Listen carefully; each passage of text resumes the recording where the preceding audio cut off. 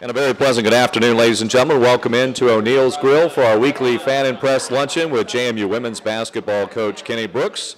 As the Dukes, they had a light week last week, just the one game. It was at home on Friday night, 89-60 the final over the Phoenix of Elon, a win that ran the Dukes' winning streak to 9 in a row. They're now 9-0 in the CAA, 18-2 overall. It's the fourth time in program history the Dukes do have an 18-2 record at the 20-game mark. And first of all, Coach Brooks, congratulations. You're still undefeated on Super Bowl Sunday. Yeah, it was the easiest win we've had, or non-loss on Super Bowl Sunday. But it was good. It was relaxing. It's good to get away and relax our minds and our bodies. You did give off, the team had the entire weekend off after the win over the Phoenix, correct? They did. It was the first time they had a weekend off, or even a day on the weekend off since Christmas. And we don't have that luxury.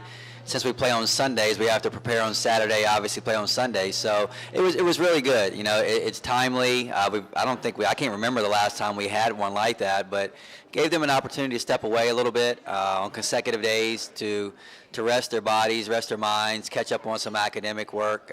So it was good, a long break, but we're going to need it because we're going to have a very tough stretch coming up here very soon. Let's talk a little bit about the Elon win on Friday night. Again, 89-60, a game which at one juncture was 19-17, and then the Dukes rip off 24 consecutive points to put that game in control of the Dukes. What was the difference that helped to separate you from the Phoenix in that run in particular? Well, I don't want to take anything away from what Elon did, but I just felt like during that stretch when it was 19-17, I thought we left some possessions on the table, so to speak. I thought we had a couple opportunities where we could have gained a lead, but we missed easy shots.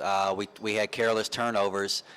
Things of that nature. And I thought we had a couple of miscues on the defensive end that could have helped us, create some separation early. It didn't happen, but we kept our poise, and if you recall, during that stretch, Muff Mickens was on the bench, and she's the one who really drives the bus for us. And I thought the kids who came in to replace her, Haley Barron did a fantastic job of keeping us calm. I thought Precious went from, score mentality to pretty much caretaker during that period, where she was really, helping Haley run the offense, getting us set up, really took control, coming over to me and asking, what we really wanted to run, things of that nature. So I thought she was very mature during that stretch. And then we did the things we're capable of doing. We stepped up, we knocked down shots.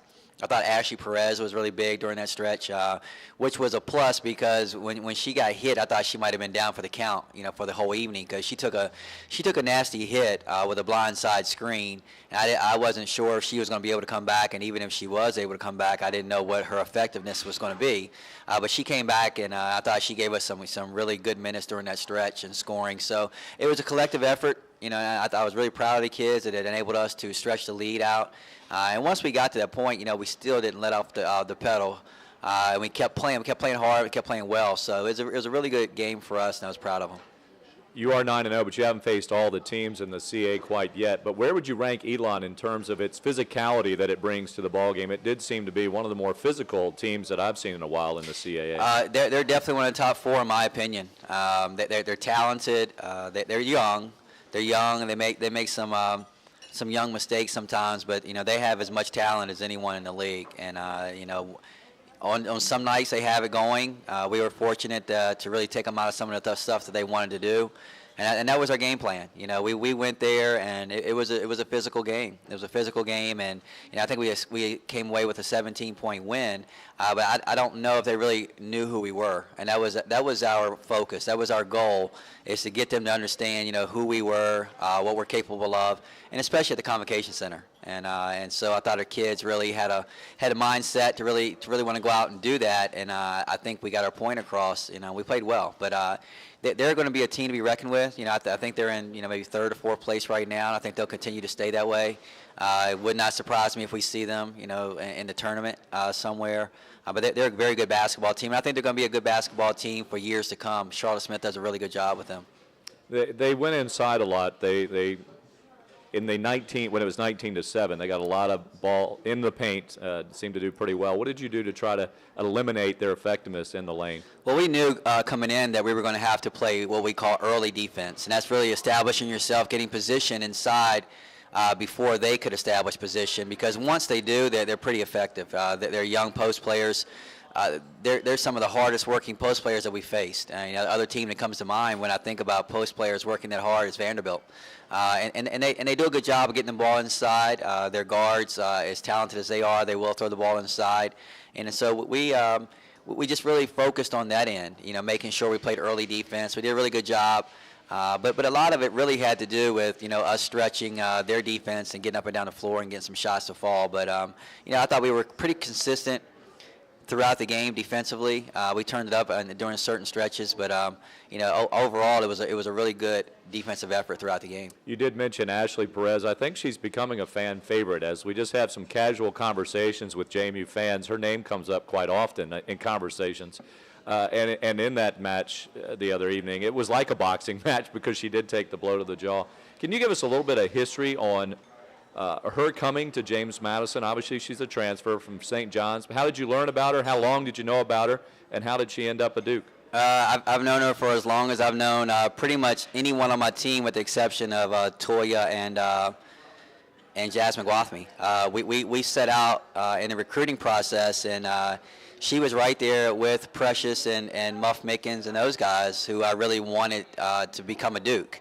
And we recruited her very hard. I was, the point man on the recruiting, and, just struck up a relationship with her that was very strong. And I was one that when she actually called me and told me that she was going to St. John's, I think it was really heartfelt on both ends. She really liked JMU, really liked the relationship that we had. It was hard for her to tell me that, and it was hard for me to hear that, because I felt like she was going to be a mainstay, could have been a very good player for us. She went to St. John's, and things just didn't pan out, for her, and she really, when she decided to transfer, she didn't take another visit. She when we got the release, and then we actually made contact. I said, well, okay, I laid out my recruiting spiel, and she kind of stopped me halfway, and she says, Coach, I'm coming. And so it was probably one of the easiest second recruiting stints that we had. But I've known her for a long time. I've known her game for a very long time. She's my little, I call her my little Tasmanian devil. We wind her up, and she spins, and she hits the walls and falls down and gets back up. One of the toughest kids that we have, and she'll go through and she'll rebound the basketball. Sometimes she's a little bit out of control, but I think that spark that she gives us is worth her being out of control sometimes, because she steps up. She's one of the better shooters on the team. Going to the basket, she finishes left or right. Every now and then she'll make a wow pass that, I go, wow. Sandwiched between a couple of crazy passes, but we'll take that as well. So she's a great addition. It's a luxury having her come off the bench. Couldn't have planned it any better, especially midway through the season. We were where we were, and then to add her, it just really elevated our team and our play and what we're capable of. And so I'm very glad she's with us, and I still don't think that she's fully comfortable. And once she does get comfortable, she's every bit as talented as Precious. She's every bit as talented as Jasmine Gwathmey, as Muff Mickens, in her own way. And therefore, she pretty much has a green light. Pretty much has a green light to play to her capabilities. And we don't pull the reins in on her. Do you feel that you called her the Tasmanian Devil? Do you feel like she's got a little bit more court control now than when she first stepped on the court for JMU? Because she seemed to be just everywhere initially. Some days. Okay. But, again, it's part of it. We don't want to curb her enthusiasm, because I think when she first started playing against Ohio, then I think Hampton, and then Vanderbilt, we just said go out there and play. She really had no purpose or no responsibility as far as schemes went, because we didn't want her thinking too much. As we started getting into Vanderbilt, a little bit in the first of the year, Towson, I think it was, Wilmington, we took a couple steps backwards as a team defensively, because not because of her, but just her trying to get incorporated into our defense and what we wanted to do. And so we went through film sessions. She had a couple of film sessions that were very rough on her, because she just wasn't doing what everyone else was doing. And by no fault of her own, she hadn't played with us before. She had been in practice and, some things of that nature. But, really where she was really held accountable was the first of the year, and she's gotten better and better and better. She's still not where we want her to be, but she's getting better and better and better. And there's no doubt in my mind that she'll get to exactly where the other kids are. But we just want her to go out and play hard, and play free, because when she does, she's able to do what she did on Friday night. I think she scored a point a minute, and she's you can call her Tasmanian Devil, we can call her a microwave, whatever. We just want her to go out and play freely. You're coming up on your second conference 3-game road swing. Both of them certainly present their different challenges. You got through the first one unscathed. This one coming up, Hofstra, Drexel, and Towson. Would you speak to what's on the horizon for your Dukes? Well, first of all, I want to know how the heck we got 3 of them. I mean, 2 of them. It's tough. It's very challenging. But I think our group's mature enough that they understand the task, they understand, the responsibility and what you have to do and how you have to win those kind of games. I think it builds character. You never really like it while you're going through it, but once you get through it, and if you can get through it unscathed, then it builds character. The first 3-game road stretch that we had, I thought that's when we started to take off. We started getting better as a basketball team. Whether it's the camaraderie on the road, whether it's, you have to, one of my famous sayings is circle the wagons, whatever the case may be. It forces you to focus a little bit more. When we go, and in this 3-game stretch that we're going to embark on, it's going to be tough.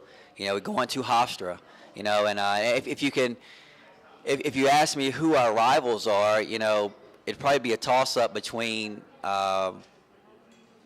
Drexel, Delaware, and Hofstra, and those are 3 of our next 4 games. So it definitely has our kids' attention. Anytime we play Hofstra, they get excited, as does Hofstra, to play against us. It's a very healthy rivalry. We're going to, on the swing back, we're going to play against Drexel, which we always know is extremely tough. And then we got to go back up to Towson. And Towson got our attention. Towson got our attention. So I think it's going to be okay. I think it's going to be good for this stretch. I don't think we're going to have to manufacture any emotion. And any motivation. And I think the kids will come out and they'll be ready to play. Hofstra, the Pride coming in 6-4 in the CA, 3rd place, 13-8 overall. First meeting this year, the Dukes do lead the series 15-8, but the Dukes have won the last 6 meetings. Then it's Drexel on Sunday, 8-2, 2nd place currently, 14-7 overall. Second meeting this year, the Dukes do lead that series 17-11. And a team that has faced the Dukes many times, most recently in the semifinals of the CA tournament. So that's what is on the horizon. Let's turn it over to other members of the media here this afternoon at O'Neill's Grill. Coach, you've seen your team do both come out to a hot start, but also see games like Elon where you're kind of in a tight battle, but then coming out of the second half, you guys go on this huge run. Do you see your team performing better in either one situation or the other? And you guys haven't really been challenged towards the stretch, so, how do you think they're going to handle that? You know what? I really don't know. Because like you said, we came out against Elon. Wasn't really sure. I know we missed some shots that we normally make. And sometimes that can lead to confidence, falling by the wayside. Sometimes it doesn't mean anything. And so it's really about the execution, where we're getting opportunities. We executed well in the beginning. We just didn't make some shots. I thought, and I'll share this. I've shared it with her. We've actually talked about it. I thought Muff Mickens wasn't herself. She didn't really have the sharpness that she normally has, and we talked about that and how she needs to be on top of her game so we can be on top of our game. So we really don't judge a lot by the beginning. We just have to make sure we have tempo and we play well and execute and get the opportunities we want. This team has always had a target on its back ever since the end of last year. I'm wondering, how are some of the younger players or even newer players like Ashley handling being on a team that everyone's kind of just gunning for them? Well, they're following suit. They understand. They talk a lot, and I think our veterans. They were in this position last year as being young players and the year before, and trying to learn rivalries, learn the hate is a strong word, but the dislike for other teams and why other teams dislike them, and we just build upon that. And we know when we go to Hofstra on Friday, we know that we're going to get a different team than we see on tape, and they're going to be excited to play us.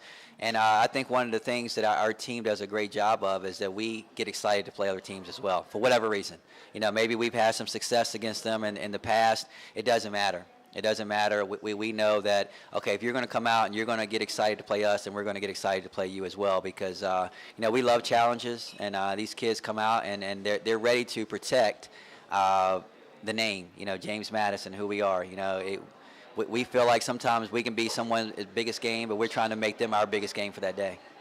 A couple off-the-court questions for you. And talking about Nikki Newman, we talked about this early on this season. I had the pleasure of speaking with her last week.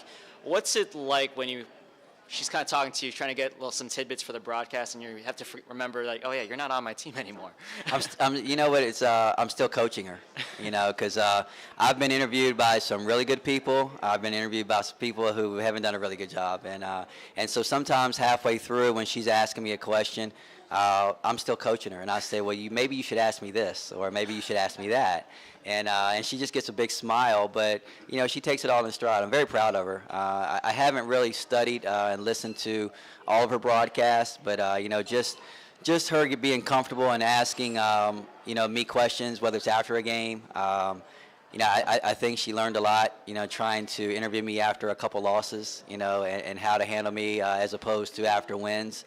But I'm very proud of her. I think I've seen a sense of urgency in the last, couple months, because I think she's enjoying this process so much that she wants to pursue it, and I've helped her some. I've reached out to some people that I know, Rosa Gold on one day, Steve Buckhants, some people who could probably help her in a lot of different ways, and I hope she sticks with it. I hope she does. She seems excited about it, it's been fun. It's been fun having her around, watching her grow, and it's been fun still coaching her. I don't know anything about journalism or anything, but she doesn't know that, and she still has to listen to me while she's under my umbrella. And finally, I think everyone and their mother is talking about last night and Pete Carroll's play call. As a coach of sports in sports in general, can you kind of relate on, you make a play and then it doesn't work out and you're like, man, I really shouldn't have made that play? Armchair quarterbacks, Monday morning quarterbacks, it's very easy to say what he should have done. 2 inches to the right, and it's a touchdown, and he's a genius. He's a 2-time Super Bowl champion coach, and everyone is, applauding his style and what he's done. It's sport. It's why we do it. If he knew that was going to be an interception, I'm sure he would not have called that play. But, I think the biggest thing that I've taken away from that is that I love the way that he handled himself in the post game. He took, you can call it credit or blame. He didn't try to point fingers. I thought he was very graceful in his explanation of why he did it. He didn't owe us that. He could have been grumpy coach and said, I made the call and kept on going. But, he offered up an explanation. Whether the analysts liked it or not, that's what he was thinking. And, I listened to a lot of the analysts, and they want to, bash him or kill him, but they've never been in that situation. It's not like you have a whole bunch of time to sit back and think about it. You don't have 10 minutes to think about what you want to do. The clock's ticking. The clock is ticking, and I've been in situations like that, and sometimes I've tried to relay my message to my kids, and I feel like I'm speaking Spanish, or Chinese, and it just, it's the heat of the moment, But I really love the way he took credit or blame or whatever you want to call it for that decision.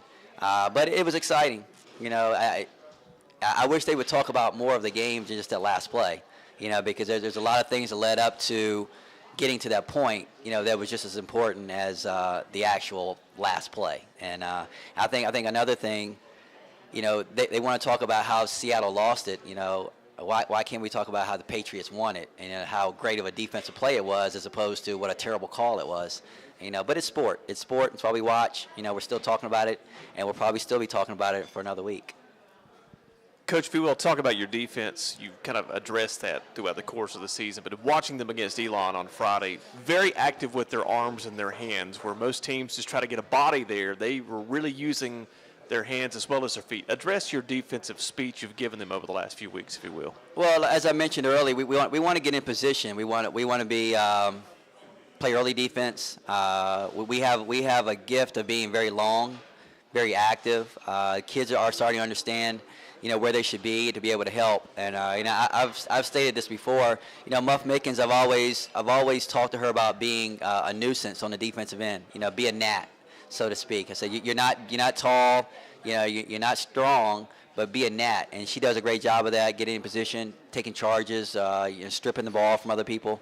And then we have Precious Hall and Ashley Perez, who have the strongest hands of anybody I've ever been around. If they get close in proximity to that basketball, it's like a magnet. They usually come up with it. And then you look at Jasmine Guafmi, who is very long and athletic. Lauren Okafor, who is long and athletic. So we have a lot of kids who have defensive prowess who can come out and affect it in a lot of different ways. Talk about, if you will, what you do on the road. You've got this big swing where you play Friday, Sunday.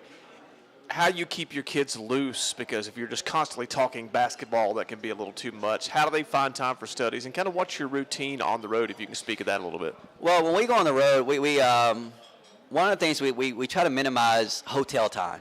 We don't want to just sit in a hotel and let them watch TV and sleep and become lethargic. We try to get them out as much as possible, whether it's going out to breakfast, whether it's going out for dinner. I think on the swing back after Hofstra, I think we'll be in Philadelphia all day. We might go run the Rocky Steps. Just something to keep them. They love the experience. And if you're in Philadelphia and you've never seen the Liberty Bell, and you have an opportunity, maybe we should do that. And so we try to do that. As far as keeping them loose, I don't have to do any of that. We have Toya Jiggets, and one of the things I learned with Toya. Toya is going to be very serious when the ball is tipped and the clock is running. But if you get any stoppage in play and you look over her, she might be dancing to the band. And I learned very early that that's her way of relaxing and becoming, and it kind of becomes infectious to the rest of the team. And she's probably the first player I've ever let just go and play in her own way because it's been very productive for us. But old Coach Brooks would have never allowed that, but, new evolving Coach Brooks, you have to look at it, and if it makes her play better and it keeps everyone else loose and we keep winning, then, we'll allow her to do that. But this group does a really good job. They're very close. They have fun. One of our rituals before every game is before we say the Lord's Prayer, Jasmine Guafmi will start the beat, like a beatbox, and it's to Salt and Pepper's Push It real good. And then I start the break dancing with the arms, and it goes all the way around, and then we have our little moment to relax, But it's something we've been doing for a very long time, and it's been working, and we'll continue to do it, and they'll be ready to go. All right, Coach Brooks, thank you very much. The Dukes playing the Pride of Hofstra 7 o'clock on Friday, and then the Drexel Dragons at 2 o'clock on Sunday. You can hear both those games on the JMU and Telos Wireless Broadcast Network here in Harrisonburg on 1360 WHBG with David Taylor and Nikki Newman. And pregame coverage begins 20 minutes prior to tip-off, and you can hear that also mobily on Matazone HD Sportsnet, presented by the JMU Alumni Association. Thank you very much, Coach Brooks. Good luck on the road for the next 3 games.